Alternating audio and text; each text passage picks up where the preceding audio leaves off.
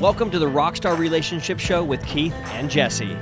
Grab your favorite drink, put down your judgy attitude, and let's rock. Hello, Jesse. Hello. I've got an interesting one for us today. Okay.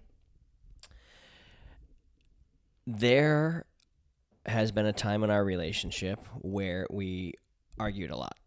Mm-hmm. And it was just this constant sense of just fuck you. Mm-hmm. You know what I mean? I do. And no matter what I did, you were just, fuck you. And no matter what you did, I was like, fuck you. Mm-hmm. And it kind of is how it was. Mm-hmm.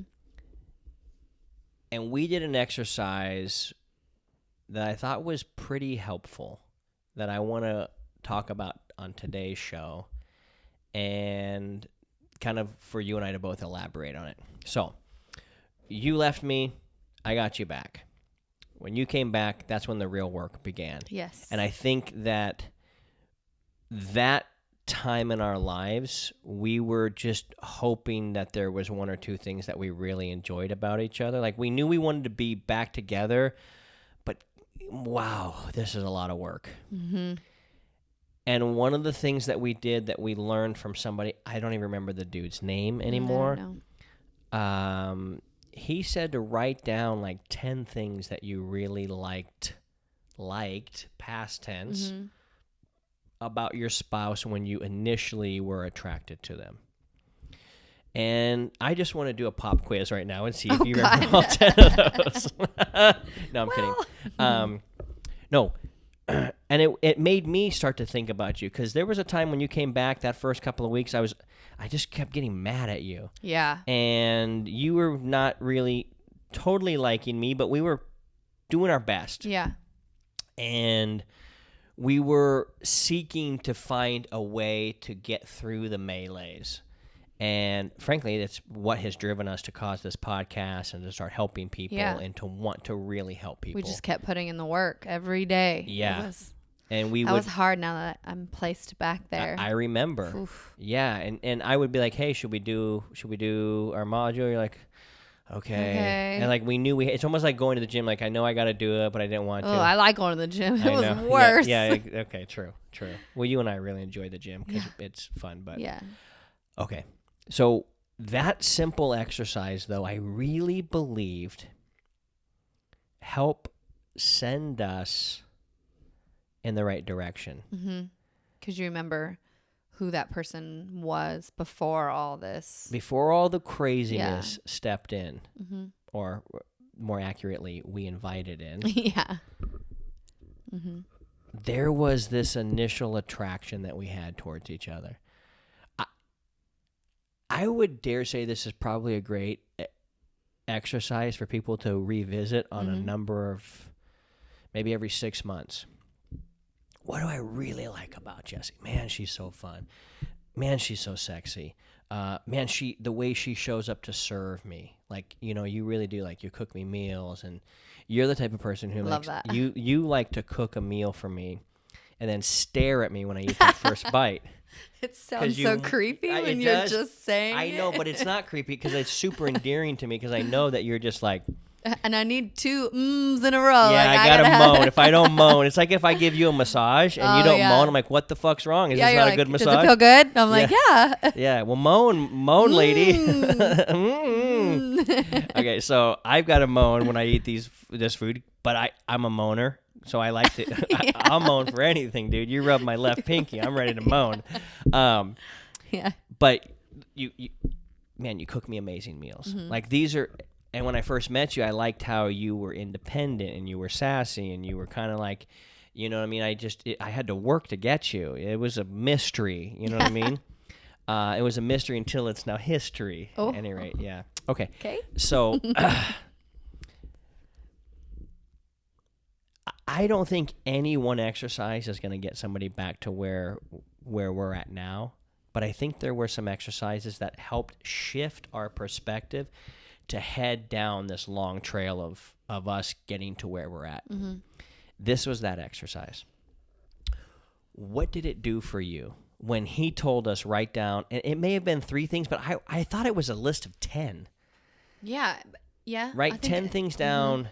And then it wasn't even just what do you think about in the past. I think it's like, what can you say about it right now? Because I remember one of the things that you wrote down for me was I like that he's trying. Yeah, that's still one of mine now. We try it every day. It's still, I mean, because it's not perfect here, but, and sometimes we'll veer off track a bit. And I'm like, hey, I'm over here. Yeah. And so you're like, oh, okay, yeah. Yeah. You like reframe it in your brain and then we'll try again. Now, that constantly statement made trying. it seem like I'm the only one who gets off track. Well, Would you say No, it now, no, woman? no. Speak your piece. 17 million you're not my people are favorite watching. person every day. So, Yeah. you know, it's, And people are going to have a hard time understanding that. I'm just kidding. I'm kidding. you know, it's not every day where I'm like, hey, you know, so. Yeah. That was one of the things is like, wow, the guy's actually putting in effort. Yeah. I think, is that a big thing for women? Yes. Well, and because you did stop trying is why I was like, I cannot be here anymore. You stopped trying with like everything else but your business, you know? So that one, when I came back, I saw you were really trying. Yeah, I was trying to be a better dad. Yeah. And trying was simply just, it was just a time thing, really. Yeah. Would you agree with that? Like, what do you mean by time? Well, one of the things that I need to be better was being a better dad to Jovi. One of the things I need to be was more present with you. Mm-hmm. So it was a time. I'm going to spend time with Josie. Yeah. Jovi. What? Yeah. My other daughter that lives in wherever. No. It's pretty hard. It's so funny. I have a stupid joke, but I'm not going to say it. So it was time. It was time. To be more present with you took me to make me just spending time with you. Yeah. And being like, hey, I'm here, and I want to hear what you have to say. And listen to me, and hear me, and it wasn't remember just me who I am. talking about me. Yeah, you, yeah. Have you ever heard that statement? Okay, enough about me talking about me. Why don't you talk start talking about me? Yes. That was it. So the exercise was write down 5 or 10 things that even in the midst of this difficulty, what do you find good about them? I think that just gets your head out of the fog of the whatever you're in. And it just helps peek a little light through the fog. It's like, oh, yeah, you are fun. You know, you are my best friend. I forgot. So I think another way to say that, and I think you said it well, it does bring down light. It brings down hope, like of what we can restore. Yes. And then I also think it helps us focus on the good and not on the bad. I don't know how true. I personally believe it. I don't know how to prove it. It's really a better way for me to say this. Next line. What you focus on expands. We've heard that. I don't know if there's a scientific study on it, but I believe it. Where you invest your love. What's that? Now, that is a Bible verse. Oh. And I don't know if that I even believe the Bible is I thought it was a song. Okay, no, that's a Mumford and Sons song. Yeah. Okay, so we're coming from 3 places. Okay. Jesus said, where you invest your money, your heart will also follow. Or where you invest your time, or where you invest, I don't know the exact quote, but something like, where your money goes, your heart will follow. Or where your attention goes, your heart will follow. Meaning that it's not always about the emotion first. It's about the action first, and the emotion will follow. That's exactly what I'm meaning. Okay. Like, and I would say this quote, not a Bible verse, just fake it till you make it kind of thing. Yeah. Like, I knew I wanted you. I knew I wanted to be with you. Knew I wanted to make it work. So I faked it till we made it. Yeah. That's true. Yeah. So I would say that, like, kind of fake it till you make it. Yeah. Gotta put all those, away for a little bit, all your anger, and just focus on the good things. Yeah. That's okay. So that's that. What you focus on expands. I believe it, maybe because I've just heard it so much, and I want to know it's true, and it is true because I believe it. So therefore, it's true to my life. I think there's a truth to that. Where you invest your heart, where you invest your treasure. That's it. Where you invest your treasure, your heart will follow. Whatever you treasure, if you invest in that. So I think that meant and means I'm going to focus on the good things. What do I like about you? And I think that's good in any relationship, whether you broke up and just got back or not, because I think it applies to people that are like, because here's what we do. We put up a YouTube video like this, and a lot of people like it and put good comments. And then there's a couple you fuckers that are just angry about life because you didn't get picked for the softball team, or you have a problem in your life and it's always everybody else's fault, and you're going to comment on this and be like, I don't like his hair, she's way prettier than he is, like whatever. They're going to say they're going to say a lot of stupid shit, whatever. And all the good comments are like, oh, that's great. And then I'll fixate on your stupid comment, which is, it's a human thing to do. It's like, well, why does that internet troll that has Cheeto dust on his fingers and lives in his mom's basements and plays games and is 85 pounds overweight, why do I care about his opinion? I shouldn't, but there's a little bit that does. So we tend to focus on the negative as opposed to the positive, even if there's 98 positives and there's 2 negatives. If there's 98 things that I love about you and there's 2 things that I'm like, God damn it, why doesn't she fix this? It's the bucket theory that we said. Yeah. So I think we need to get back to focusing on, hey, what are the 5 things I love about this lady now? Not even what I was initially attracted to, but what do I love about her now? Or just write down as many as you can. Oh, that's great. Just no limit. Just as many as you can. Just a lot think of this, all the positives. These are the types of things that we have in our 7-day first aid kit. It's 100% free. All you have to do is go to keithandjesse.com. You'll see it right there. Click on it, download it, and we'll give you a bunch of things. Test, questions to ask yourself to see where you're at and see how you can to get help, help yourself. And then if you need our help, you can reach out to us as well. But well, I think that helped us a lot. Did that shift? Time. Did that help you shift, or was that? And did you have to go back and do that over? No, I had to go back and reread it. Rethink about it. Okay, like maybe there's newer things. Yeah. So. And you even mentioned some of the things that you didn't like about me. Like you talked about, he's a good provider.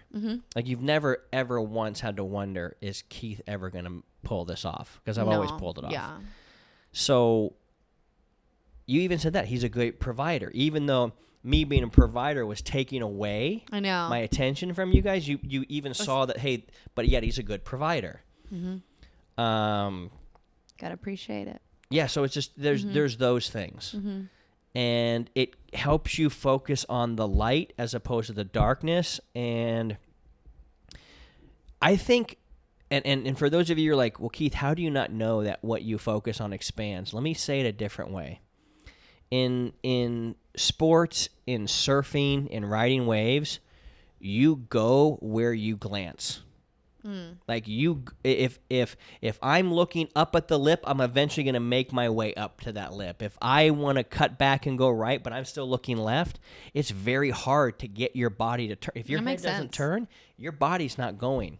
And so it's like these little things. You might tend to think and poo-poo the thought of, man, writing down 10 or 12 or 17 things about the person that I'm kind of mad at now, but I love. Might seem like a little thing, but it's the head. It's helping you move in that direction. So, yeah, this is powerful. Anything you, here's what I want to say, and it might sound a little weird, but you're used to this. It's usually the guy that's messing a lot of things up, for the most part. And so this is probably going to be more women doing this, or probably needing it more than the guys, because the guys just like, feed me, fuck me, I'm good. You know what I mean? I think that there's more evolved men out there. I would say this too, and when you said the trying thing, how I said about you, I like that you're trying. It's like, why would you want to be in a relationship who doesn't try? So if the woman came to the man and said, hey, can you write down things that you like about me, and I'll do the same for you? And they're like, well, why? And well, like, I'm not doing that. Well, why? That's trying. Why wouldn't you want to try? I'm asking you to do something for me. Yeah. Why wouldn't you want to try? This can only help. There's no negativity in it at all. It could only help. So why wouldn't they want to do it? So why would I want to be with someone who doesn't try? You know? If I'm going to try, you're going to try. We're going to try. So that's why I wrote that down too. You know what I think a great way of approaching a man and saying that would be? Might be in the attitude of, hey, you know, things have been rocky lately, and I adore you and I want to be with you. But it doesn't seem to me that you're wanting to or knowing that you should or willing to put a lot of effort into this. And I can tell you it means a lot to me when you put effort into us. It shows me that you love me, that you really want to do this. And one of the things I heard, or one of the things I'd like to do, is just to write down 10 things that we like about each other. Can you do that with me? It would mean a lot to me. It would show me that you're putting effort into this thing. If not anything you get out of this podcast, that would just be in itself amazing. For another man to say, how do you approach another man? That was amazing. That's what I'm saying. Oh, you mean women should say that? Yeah. Yeah. So if you're telling other women how to approach their husband and ask them, what do I say? How do I ask someone to do that? Because that it normally sounds like this. You never... You never put your laundry away. You never put your bowl in the sink, you fat fuck. What's your problem? You know what I mean? Or whatever. And as opposed to not coming up in the heat of the moment. Right. And just being like, hey, man, I want to know that you're willing to put effort in this thing, and this is what would help me know that. I really hope that women who listen to this podcast and who follow you or follow us grow a backbone. We've been around too many women that don't have one, and their lives are not what they could be or what these beautiful, inside and out, beautiful women deserve. And I've been there. I've so lost. You've been there, and maybe you're there. And the truth is when you hear me say, hey, this is how you should approach your husband, I want you to know that we get it, that you might be nervous to say that. Yeah.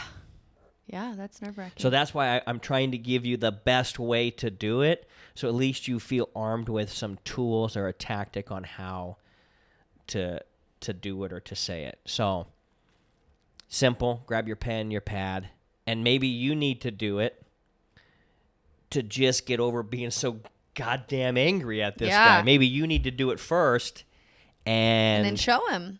And then just be like, hey, these are the 10 things, and I would like for you to do the same for me. And if he isn't willing to do it, then I would simply say, I just told you something that would mean a lot to me, and it clearly you don't care.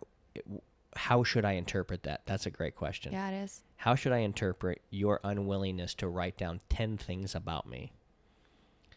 Because Jeff, who's been DMing me for 6 months, tells me 10 things a day. Don't say that right away. Okay, don't say that. Don't say that. Unless you've asked him to do it 3 times. That's your last move. Yeah. Oh, well, look at this. Yeah. You know what? He likes my hands or whatever. Yeah. Okay. All right. So go write down a list, sit with each other, talk through it, and say, hey, and then communicate. Hey, these are the 10 things I really like about you. Because we had to say it out loud to each other. Oh, yeah. It was awkward, too. Yeah. It was. We were faking it. Yeah. Like, we believed it. Yeah. But there was no emotion. So that's what we mean when you fake it till you make it means, I believe it, but I don't have any passion or emotion behind it. We didn't have any deposits in us at that time. Yeah. And we just had to build them up. So that's the thing. Yeah. We did fake it till we make it. And now we really made it. Yeah. Now I can say all these things without lying. We started from the bottom. Now we're here. Any closing comments for anything? Just the last wrapping. All right. Wrapped up. Don't be a fool. Wrap your tool. Bye. That too. Congratulations on consuming another episode. If you loved it, then leave a review. If you know somebody else will love it, share the episode with them. And if you want our help or you want more resources, go to keithandjesse.com. keithandjesse.com. Jesse is spelled Jesse, like a boy.com. Go out and absolutely crush it. Have a great day. Go out and do what you got to do to make your relationship rock.